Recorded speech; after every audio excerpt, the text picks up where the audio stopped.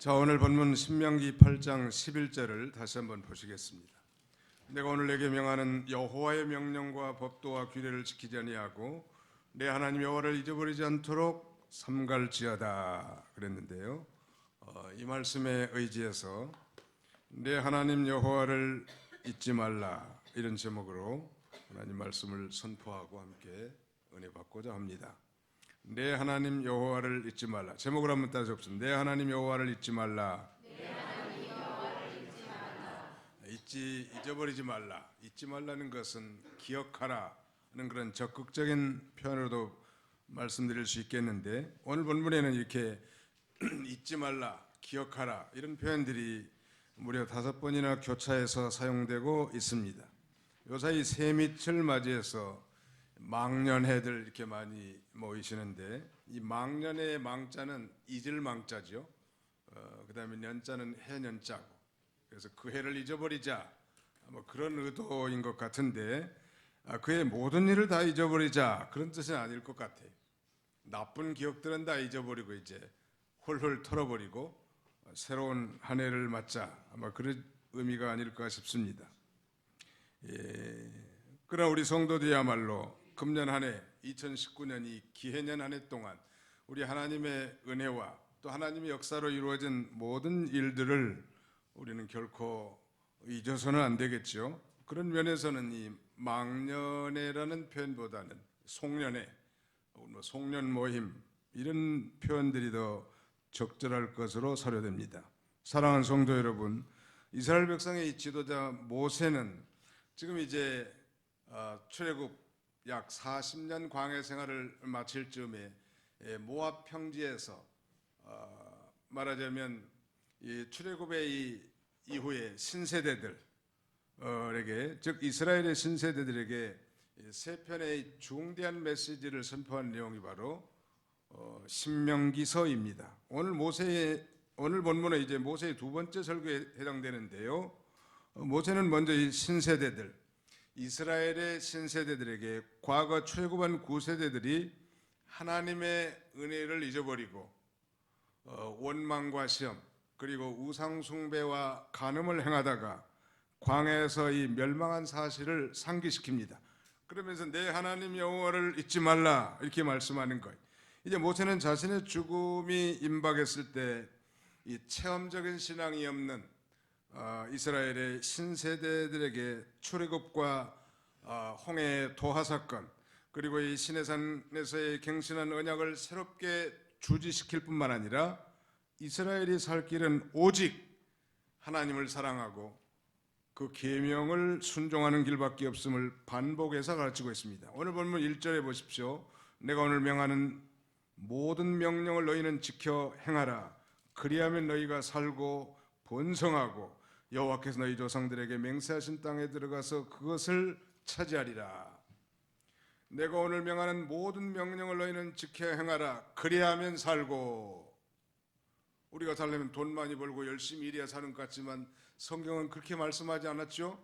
분명히 모든 하나님의 명령을 지켜 행하면 산다는 것, 산 것뿐만 아니라 번성하고, 그 다음에는 이 하나님께서 약속하신 땅으로 저들을 인도하실 것이라고 말씀하고 있습니다. 어떻게 살까? 하나님의 명령을 잘 순종하면 우리의 영이 먼저 살고, 우리 거듭난 영, 우리 중생한 영이 성령의 인도를 따라 하나님 말씀을 순종해서 살면, 그런 신자에게는 하나님께서 모든 이 사건과 환경을 주장하시고 또 좋은 사람도 만나게 하셔서 우리의 육신의 삶도 번성하도록 하나님 인도하시는 주님이시죠. 그러므로 하나님의 명령을 준행하는 것이 우리의 삶의 비결이라는 거예요. 자, 그렇다면 오늘 본문에서 이스라엘 백성들이 뭘 잊지 말아야 될 것인가? 오늘 주보 순서지에 3가지를 기록했는데요. 같이 한번 따라서 한번 읽어보도록 하겠습니다. 주보 가운데쯤 되면 보시면 오늘의 말씀 요약, 내 하나님을 잊지 말라. Do not forget the Lord your God. 내 하나님 여호와를 잊지 말라 그랬는데, 본문에서 이스라엘 백성들이 무엇을 잊지 말아야 하는가?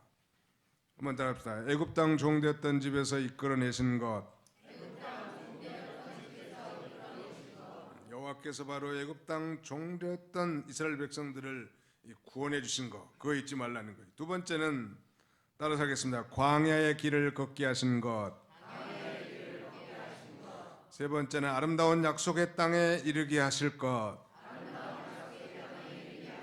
네, 애굽 땅 종되었던 집에서 이끌어내신 사실, 그걸 잊지 말라는 거예요. 원래 신세대들은 그걸 잘 경험을 하지 않았기 때문에 잘 모른다. 우리 부모들은, 우리 그리스도인들도 마찬가지죠. 우리 부모들은 수많은 세월 동안 이 경험과 체험이 있고 또 성령께서 진리의 말씀으로 우리로 하여금 확실한 깨달음이 있고 체험적인 신앙이 있지만 우리 어린 자녀손들은 그렇지 못하단 말. 그러므로 자주 저들로 하여금 우리가 이 죄에서 구원받은 놀라운 이 사실을 잊지 않도록 가르치는 것이 중요하다 할 수 있겠습니다. 우리가 잘 아는 대로 애굽은 과거 430년 동안 이스라엘 백성들이 종살이 했던 그런 집이라고 했는데, 이러한 말씀은 이스라엘 백성들로 하여금 과거 애굽에서 비참한 노예 신분과 종살이던 생활을 기억하게 하려는 것입니다. 거기 14절을 보실까요? 내 마음이 교만하여 내 하나님 여호와를 잊어버릴까 염려하노라. 여호와는 너를 애굽 땅 종되었던 집에서 이끌어내시고 그랬습니다. 그러한 이 비참한 상태에 있던 자기 백성을 하나님의 그 위대한 능력과 은혜로 구원해 주신 그 구속의 은혜와 사랑을 늘 감사하도록 바로 이 애굽 땅 종되었던 집에서 이끌어내신 사실을 기억하라는 거예요. 잊지 말고. 우리 민족이 20세기 중반에 잊을 수 없는 두 가지 중요한 사건을 들라고 한다면 하나는 뭐 6.25 사변이라고 할 수 있고, 다른 하나는 뭐 일제 강점기에서 해방된 해방 사건이라고 할 수 있겠죠. 8.15 광복절. 아쉽게도 우리 민족의 단점 중에 하나는 역사에 대해서 너무너무 쉽게 자주 잊어버리는 그 망각증이 심각하다니. 왜 그럴까? 너무 이 전국이 아주 뭐 옥토다 보니까 어디에다 씨앗을 뿌려도 뭐 풍성한 과실을 거둘 수 있기 때문에 이런 풍성함에 토치돼서 아마 잊어버리지 않는가. 어떤 분이 그러더라고. 이 대한민국이 얼마나 살기 좋은 나라인지를 모르는 나라는 대한민국 국민들밖에 없다는 거. 그만큼 이 한국이 축복받은 그런 나라라. 아멘. 아멘 하는 사람들은 수상한 사람들이 아직도. 외국에 나가서 자주 활동하신 분들은 알게 될 거라고. 이 나라가 얼마나 축복받은 나라인가. 하나님이 과연 이 나라를 얼마나 축복하셨기에 세계인들이 부러워하는 땅이 됐을까. 그 사실을 한국 사람만 모른다는 거.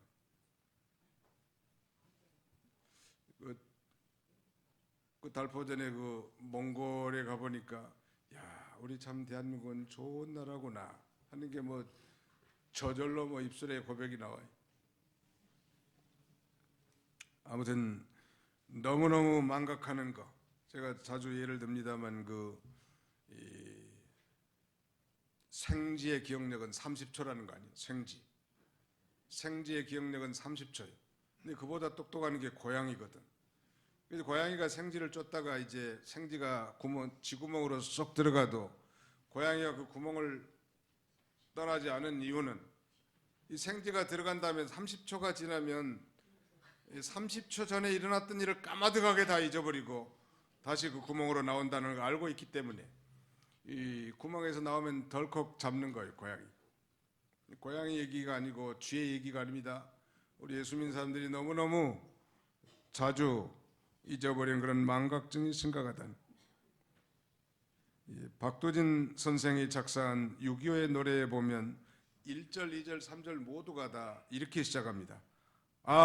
이제랴 어찌 우리 이날을 조국을 원수들이 짓밟아 오던 날을 맨주먹 붉은 피로 원수를 막아내어 팔을 굴러 땅을 치며 의분했던 날을 이제랴 어찌 우리 이날을. 6.25 세대 대부분 6.25 세대 젊은이들은 다 경험하지 못한 세대들인데 50년 이후에 태어나신 분들은 다 6.25를 경험하지 못한 분들이 대부분. 그러나 우리 역사 시간을 통해서 얼마나 이 6.25의 이 참담함, 비참함을 다 배우지 않았습니까? 그러므로 우리 젊은 세대들에게도 그 6.25의 그 비참함을 자꾸 가르치고 교육할 필요가 있는 거예요. 뚱딴지 같이 김일성의 주체 사상에 도취돼 가지고 말이죠. 이 정복 노름을 한다는 것은 이 사람들은 나는 개인적으로 좀 그쪽으로 보내고 싶어. 그렇게 좀 거기 가서 살면 될 건데 왜 그렇게 황당무계한 환상을 가지고 사는지 알 수가 없다. 6.25를 경험해본 분들은 뼈저리게 느낄 것입니다. 또 이 정인보 선생이 작사한 광복절 노래는 이렇게 시작합니다. 흙다시 만져보자 바닷물도 춤을 춘다. 기어이 보시려던 어른님 번님 어찌하리. 이날이 40년 뜨거운 피 엉긴 젖이니 길이길이 지키세 길이길이 지키세. 꿈엔들 잊을 건가 지난 일을 잊을 건가. 잊을 수 없다는 거예요. 미국과 독일 그리고 프랑스와 이스라엘에 가면 어김없이 그 홀로코스트라고 하는 그런 기념관이 있습니다. 정확하게 말하자면 유태인 학살 기념관.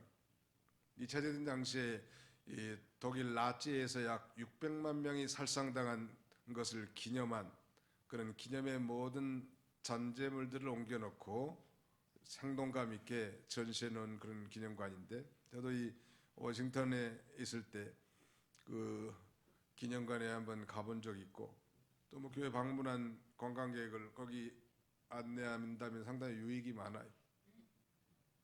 이 홀로코스트에는 뭐라고 기록이 되어 있는가 하면 용서는 하되 잊지는 말자, 그렇게 기록되어 있습니다. 유대인들이 기록한 거 용서는 하되 잊지는 말자. 저는 개인적으로 해석하기를 이들이 정말 다시 그러면 나치즘에 보복하기 위해서 그렇게 쓰지는 않았을 것 같고, 다시는 이런 비참한 역사적인 일이 반복되지 않도록 국력을 튼튼히 하고 그 다음에 이 눈을 똑바로 뜨고 바로 살자고 하는 그런 자기들의 다짐이라고 생각이 됩니다. 우리 잊지 말아야 합니다. 뭘? 6.25도 잊지 말고 일제 36년 종살이했던 것도 잊지 말고 해방의 감격도 잊지 말아야 됩니다. 그러나 무엇보다도 중요한 것은 이 죄와 사망을 무기로 우리를 종살이한 저 마귀와 이 사망과 영원한 지옥에서 해방된 이 구속의 날, 우리가 예수 그리스도를 말미암아 죄 사함 받고 구원받은 그 감격을 우리가 결코 잊지 말아야 할 것입니다. 우리에게 이 생생한 구속의 감격이야말로 오늘 우리들의 삶을 정말 정립해주고 바로 살게 한 원동력이 될 수 있기 때문인 것입니다. 영적으로 말한다면 애굽은 이 세상을 가리키죠. 이스라엘이 출애굽 시 마지막 장을 통해서 유월절 어린 양의 피로 저들이 모든 장자들이 구원받은 것처럼 오늘날 애굽과 같은 죄악 세상에서 비참한 종살이하던 우리를 구원해 주신 그 예수 그리스도의 그 십자가의 피로 말미암은 하나님의 놀라운 구속의 사랑, 이걸 우리가 결코 잊어서는 안 될 것입니다. 죄에서 자유함을 얻는 확신 있는 자야말로 일평생 하나님을 사랑할 수밖에 없고 또 하나님의 영광을 위해서 살아갈 그런 원동력이 될 것이 분명하단 말 잊지 않아야 합니다. 자, 앞으로 2장 넘어가서 6장 신명기 6장 10절 보실까요? 신명기 6장 10절부터 제가 한번 읽어보겠습니다. 내 하나님 여호와께서 내 조상 아브라함과 이삭과 야곱에게 행하여 내게 주시라 맹세하신 땅으로 너를 들어가게 하시고 내가 건축하지 아니한 크고 아름다운 성읍을 얻게 하시며 내가 채우지 아니한 아름다운 물건이 가득한 집을 얻게 하시며 내가 파지 아니한 우물을 차지하게 하시며 내가 심지 아니한 포도원과 감람나무를 차지하게 하사 내게 배불리 먹게 하실 때에 너는 조심하여 너를 애굽 땅 종되었던 집에서 인도하여 내신 여호와를 잊지 말고 내 하나님 여호와를 경외하며 그를 섬기며 그의 이름으로 맹세할 것이니라. 13절에 그랬죠. 너는 조심하여 너를 애굽 땅 종되었던 집에서 인도하여 내신 여호와를 잊지 말고 내 하나님을 경외하며 그를 섬기라는 것. 우리를 죄와 사망 가운데서 그리고 저 영원한 지옥 불못에서 해방시켜 주신 하나님 아버지의 놀라운 구원의 사랑을 잊지 말고 오히려 그 구속의 사랑에 감격해서 살라고 말씀하신 것과 같은 거예요. 이 구원의 은혜를 망각하는 건 이건 모든 걸 잃어버린 거나 마찬가지.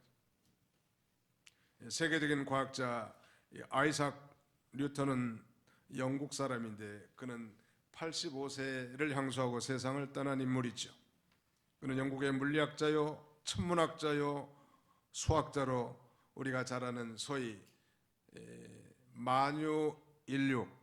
만유인력의 원리를 확립한 사람인데 사과가 떨어진 것을 통해서 그런데 이제 이 아이작 뉴턴이 말년에 기억 상실증이 걸려가지고 그 많던 지식을 다 잊어버렸다고 합니다. 답답해하던 제자들이 안타깝게 스승에게 이렇게 묻는 거예요. 선생님, 이제 와서 선생님이 도대체 알고 있는 지식은 무엇입니까? 이렇게 질문한 제자들에게 뉴턴은 여유 있게 이렇게 대답합니다. 내가 알고 있는 것은 딱 두 가지라네. 하나는 내가 죄인이라는 것과 다른 하나는 예수께서 내 구주라는 사실이라네.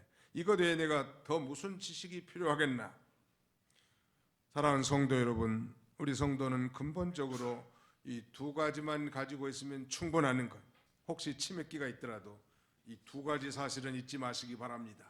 내가 전에 죄인이었다는 것과 내가 예수 그리스도를 통해서 구원받았다는 이 놀라운 사실을 기억하고 있을 때 우리는 그 어떤 환경도 다 헤쳐나갈 수 있을 것입니다.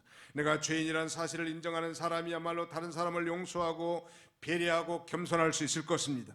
또한 예수님이 내 구주라는 고백이 있는 성도라면 환경에 요동하지 않고 주님을 의지하게 될 것입니다. 우리 주님도 이 두 가지를 준비된 사람을 쓰시는 거예요. 자신이 죄인됨을 인정하고 예수님이 내 구주임을 진정으로 믿는 사람, 그래서 구원에 확신 있는 사람, 하나님이 귀하게 쓰신다니. 그러므로 마치 모세가 모압 평지에서 저 이제 바라다보는 가나안 땅, 약속의 땅을 바라보면서 과거의 이 출애굽의 놀라운 이 체험을 경험하지 못한 광야에서 태어난 어린 신세대들에게 다시 한번 율법을 재론하면서 애굽 땅에서 이 종되었던 집에서 이끌어내신 그 하나님의 놀라운 사랑을 잊지 말라고, 기억하라고 이렇게 당부하는 것입니다. 그 다음에 두 번째는 광야의 길을 걷게 하신 것을 잊지 말라니. 여러분, 이스라엘 백성들이 이제 애굽에서 해방된 다음에 가나안 땅까지 가는 길은 굉장히 쉬운 길도 있었지요. 소위 지중해 서안의 그 해변길을 따라간다면 짧은 기간에 약속의 땅 가나안 땅에 당도할 수 있겠지만 하나님은 거리로 인도하시지 않고 홍해의 광야길로 돌려서 무려 40년 동안 연단을 받게 한 다음에 가나안 땅에 들여 보내신 거 아니에요? 왜 이스라엘 백성들로 하여금 광야길을 걷게 하셨는가? 이스라엘 백성들로 하여금 광야길을 걷게 하신 진정한 목적이 무엇인가? 자, 우리 오늘 본문 신명기 제8장 16절을 한번 같이 읽어보겠습니다. 신명기 8장 2절 먼저 같이 읽겠습니다. 신명기 8장 2절 시작. 내 하나님 여호와께서 이 40년 동안에 내게 광야길을 걷게 하신 것을 기억하라. 이는 너를 낮추시며 너를 시험하사 내 마음이 어떠한지 그 명령을 지키는지 지키지 않는지 알려 하심이라. 16절은 제가 읽습니다. 내 조상들도 알지 못하던 만나를 광야에서 내게 먹이셨나니 이는 다 너를 낮추시며 너를 시험하사 마침내 내게 복을 주려 하심이었느니라. 우리 주보에도 써놨습니다만 바로 이스라엘 백성들을 홍해의 광야길로 돌려서 그 광야의 시련을 경험하게 하신 중요한 목적은 첫째는 낮추시고 두 번째는 시험하시고 세 번째는 마침내 복을 주려 하는 것입니다. 믿으시기 바랍니다. 낮추시고 시험하사 복을 주는 거예요. 여러분, 마음이 높은 걸 교만이라고 합니다. 근데 우리 하나님은 겸손하신 자를 사랑하시고 하나님의 은혜는 낮은 대로 임하게 되어 있습니다. 그러므로 정말 이 철부진 애굽의 이 종의 근성을 가진 이들이 이 광야길을 통과하면서 자신의 못된 습성들을 다 벗어버리고 이제 하나님의 신실한 성숙된 언약 백성으로 살아가도록 이 광야의 시련이 필요했기 때문에 바로 이 광야를 통과하게 한 거예요. 믿으시면 아멘 합시다. 한번 따라합시다. 낮추시고 시험하사 마침내 복을 주십니다. 그러니까 우리 예수 믿는 사람의 종말은, 우리 예수 믿는 사람의 이 결국은 언제나 해피엔딩이에요. 아무리 중간에 뭐 병마로 고통을 당하고 그 다음에 중간에 실패하고 좌절을 맛보고 역경을 당하고 개인적으로는 뭐 어려운 일들을 많이 당했어도 궁극적으로 하나님은 해피엔딩이라는 결과가. 우리도 뭐 연속극 보면 해피엔딩이 좋아요, 슬픈 결말이 좋아요?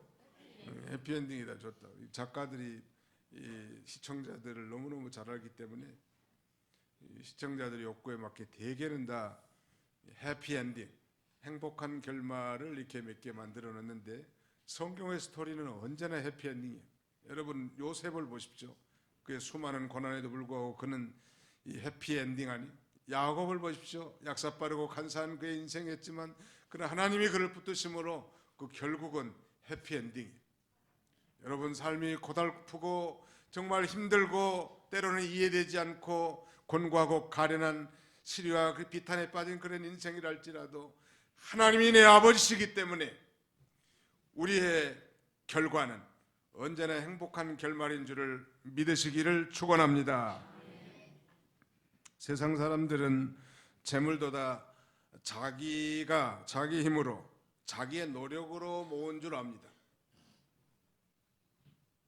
또 어떤 사업의 성공도 자기가 계획을 잘했기 때문에 이렇게 성공된 줄 압니다. 그러나 대단히 그건 교만한 거예요.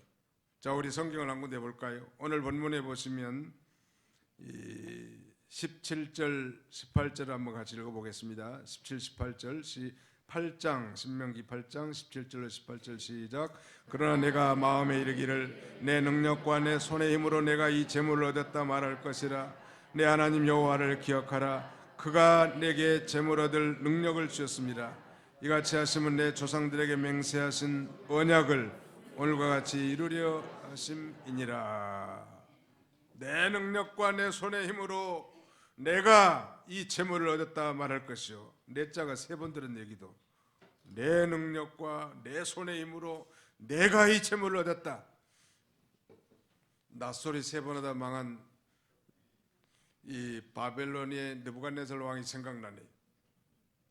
여기다가 하나님을 붙이면 참 좋을 것 같아. 하나님의 능력으로, 하나님의 손의 힘으로 내가가 아니라 하나님이 이 재물을 얻게 하셨습니다. 이게 신앙인의 자세 아니겠습니까?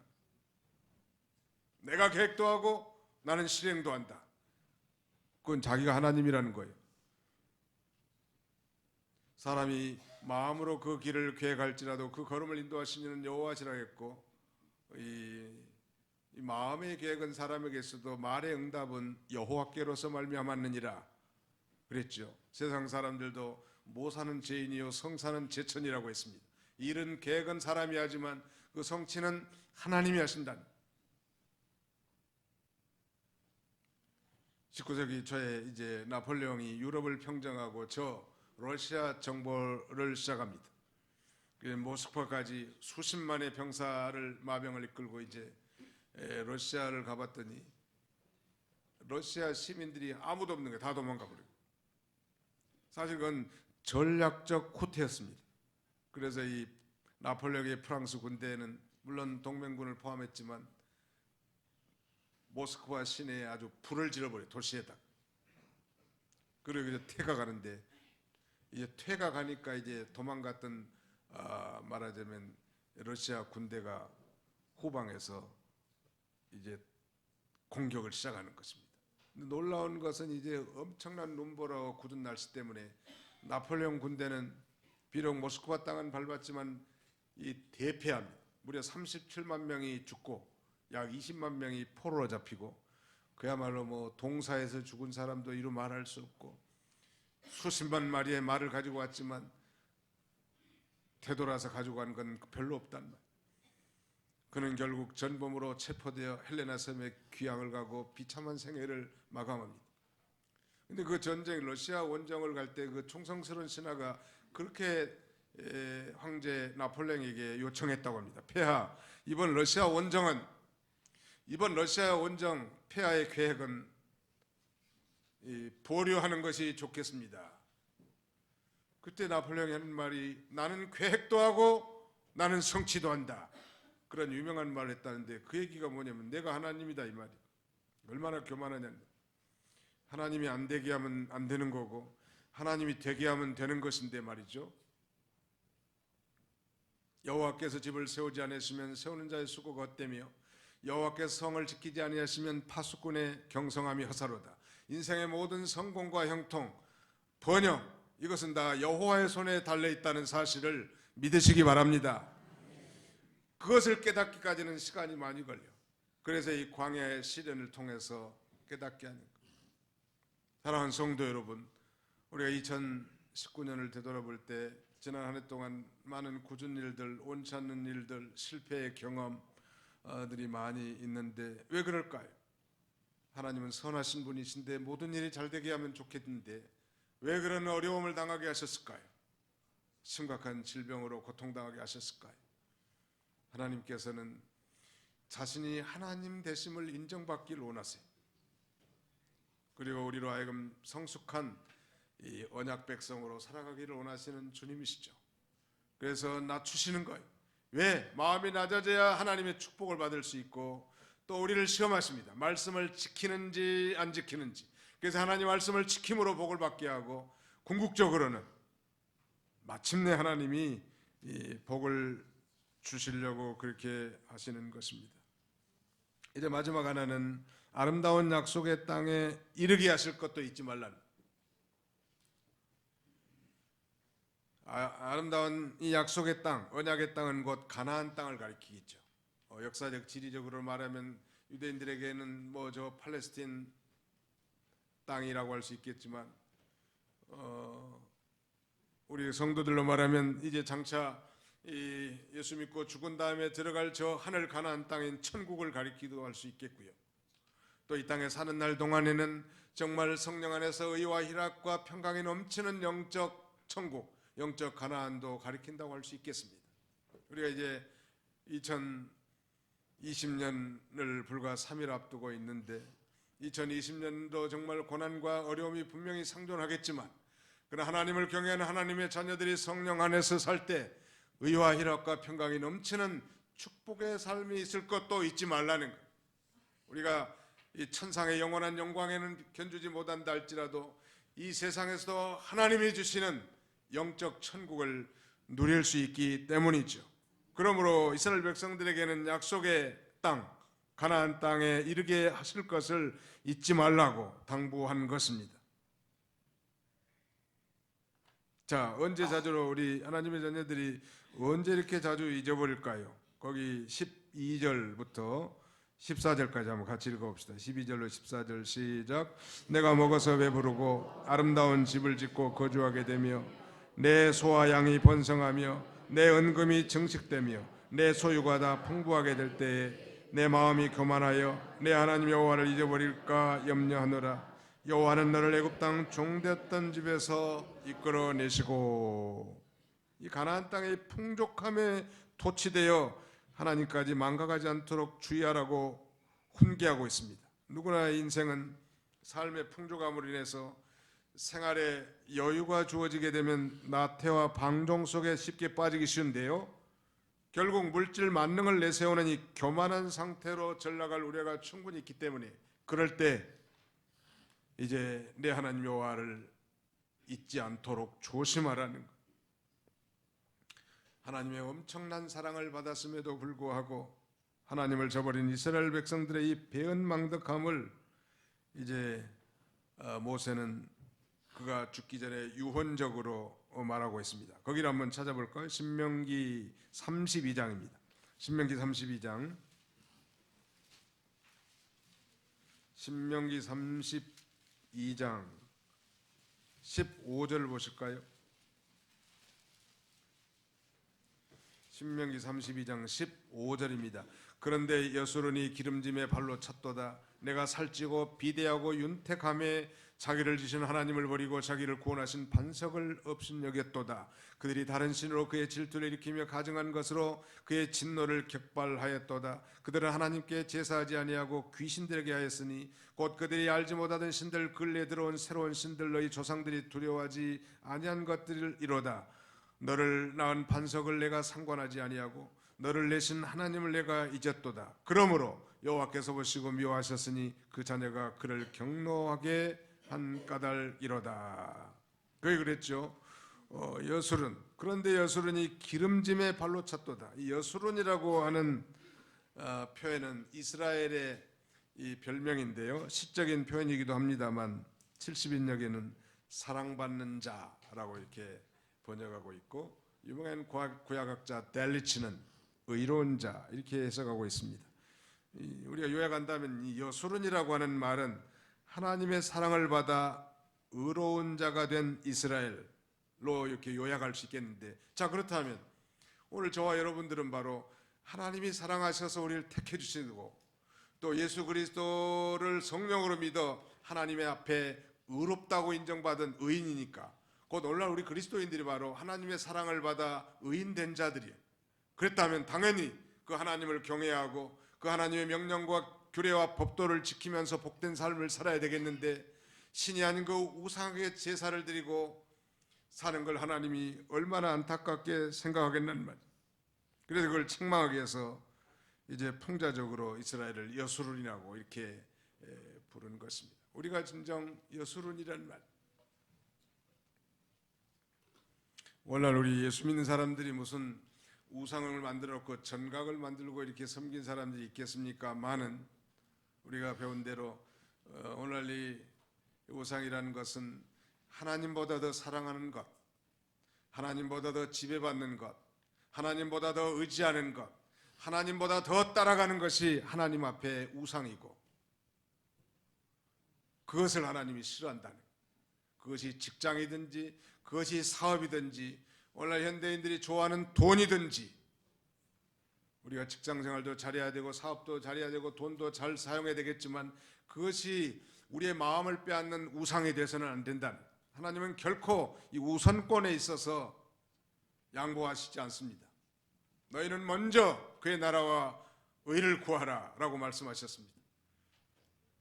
하나님을 첫째로, 하나님 제일주의.